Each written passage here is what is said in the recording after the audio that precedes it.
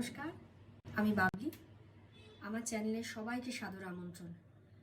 আজকে ভাবলাম যে তোমাদের সঙ্গে একটু দেখা করি আর কিছু গল্প করে তোমাদের সঙ্গে আজকে রান্নাটা শেয়ার করি। আমার আজকের রেসিপি মেথি শাকের তরকারি।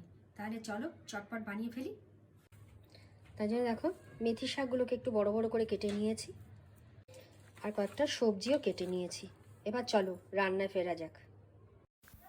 তেলে কালো জিরে ফোড়ন দিয়ে প্রথমেই আলুটা দিয়ে দেবো, কারণ সব সবজির মধ্যে আলুটা কিন্তু সব থেকে সময় লাগবে সেদ্ধ হতে, তাই প্রথমেই আলুটা দিয়ে দেবো। এবার পর পর সবজিগুলো দিতে থাকবো, তাহলে কোনো সবজি গলে যাবে না। চলো আজকে আমার প্রথম শাক রান্নার অভিজ্ঞতা তোমাদের সঙ্গে শেয়ার করি।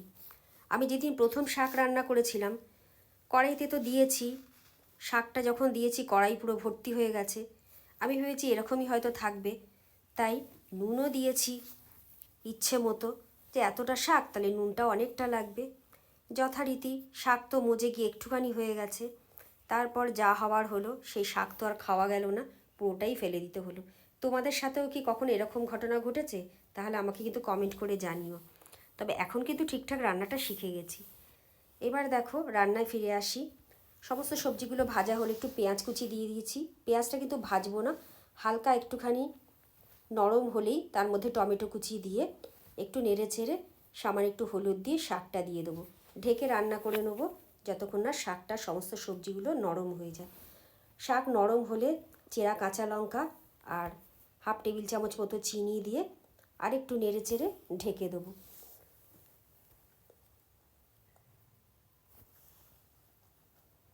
ঢাকা খুলে দেখো, সব কিন্তু সবজিগুলো শাকের সাথে সুন্দর মিশে একদম মাখা মাখা মতো হয়ে গেছে।